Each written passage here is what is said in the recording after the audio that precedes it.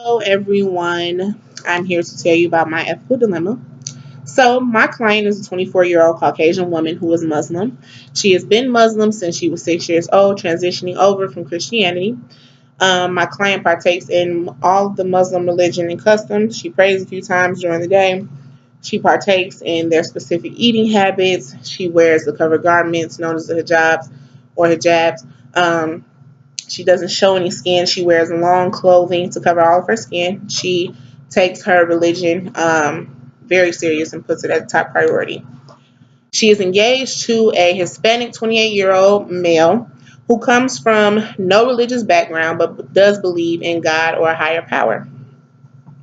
They have both been talking about, after the wedding, the fiance converting to the Muslim religion. Verbally, the fiance is picking and making fun of his soon-to-be wife and her religion.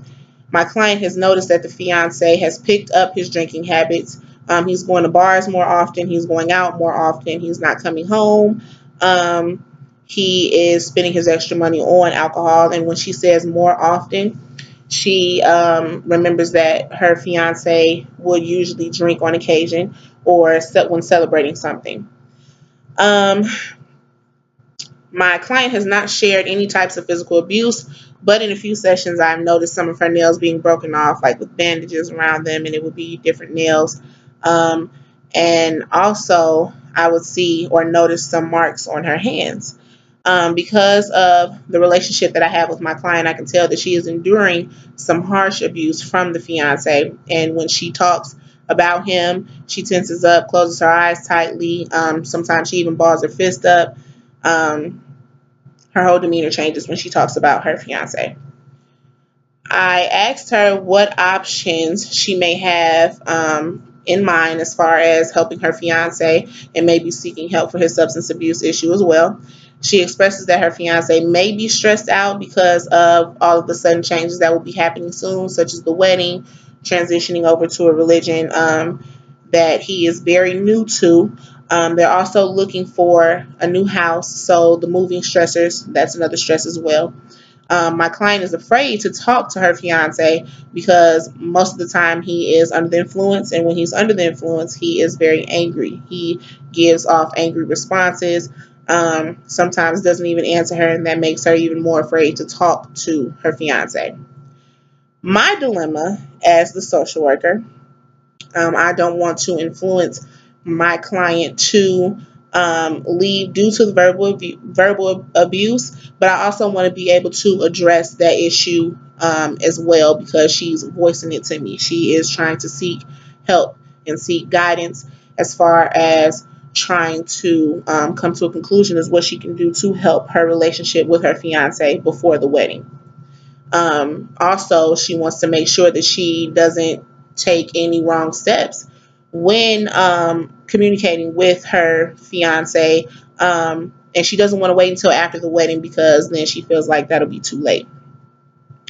So, all of these different options could potentially damage our relationship because, or damage our relationship that we have with each other. My client, she could be looking at me to say something to her, like I said, in order to, or trying to guide her as far as making a decision, um, or and without addressing the issue specifically, or she can feel like I've overstepped my boundaries and involved myself in something that doesn't pertain to our relationship or why we're working together. Again, my client, she could be venting to me. Maybe she already has a solution as far as what she's going to do to help her fiance or to help their relationship and their communication. I don't want to overstep or understep my boundaries as being her social worker, um, and as being that person there to help and advocate for her. So the ethical framework that was used with this was the ethic model of decision making.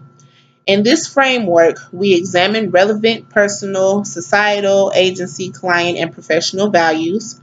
We think about the ethical standard of the NASW Code of Ethics, applies as well as relevant laws and case decisions, which is standard 107J in this scenario. we hypothesized about possible consequences of different decisions. So my client has decided that she will continue the relationship with her fiance. She really wants to find out what may be wrong with him and why he is drinking so heavily. Again, she is assuming that the reason why he's drinking so heavy is because of the different changes that he is going through, and he may not have, or he may not be accepting it well, so to say. Um, she really wants to find out what may be wrong with him. Um, and when having a conversation with him, it can turn into a heated discussion. She's afraid that like I said, she's afraid that when she talks to him, he's going to be under the influence and he may react in an angry way. She has thought about leaving and has realized that his drinking could get worse if she leaves. And then he would be left alone with anger and different emotions in regards to their relationship to her. And that'll leave her in an unsafe environment because he knows all of her family. He knows where her family stays. Um, he knows where she could potentially be staying, things like that. So it could turn into something very negative really quickly. Um, we also want to identify who will benefit and who will be harmed in view of social work's commitment to the most vulnerable. The most vulnerable in this case is my client, and she will benefit from this decision because she's the one that's seeking the help, she's seeking the guidance, she's seeking the assistance that she needs for this decision.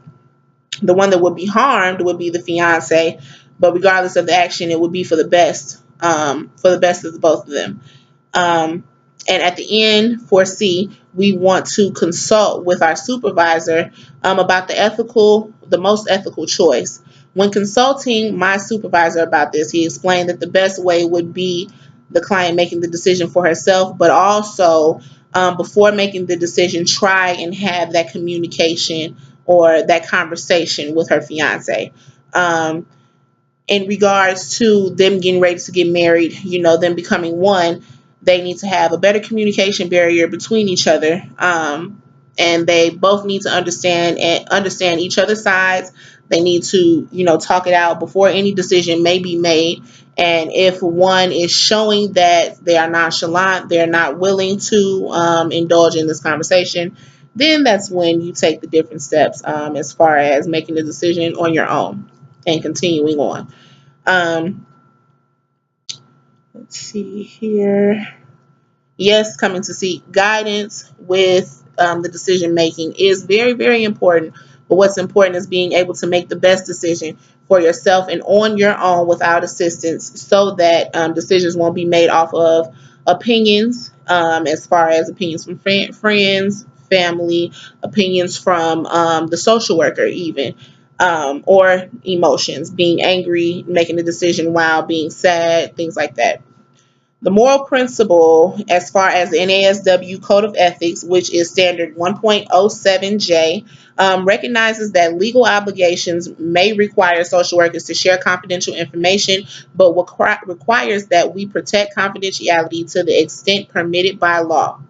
Even though the client is not reporting physical abuse, she could very well be experiencing it and covering it, especially with the long clothing that she is wearing in respects of her religion. With the marks that I have seen on her hands and also the nails being broken off, that was a concern for me. So I brought that to my supervisor's attention, and he also let me know that until my client lets me know anything further, we wouldn't be overstepping our boundaries to try and make sure that there was no physical abuse happening if she wasn't reporting it. Respect, trust, and honesty are the main three that are a priority when having a relationship with the client. Since there have been no reports of abuse, the social worker can very well go on with the session and not look more into the abuse. With the fiance's alcohol intake increasing, this can very well lead to the physical abuse. And because the client wants to keep her fiance safe, she may not want to tell the truth and be hiding this from the social worker. So that is my ethical dilemma, and I can't wait to hear you guys' feedback. Thank you.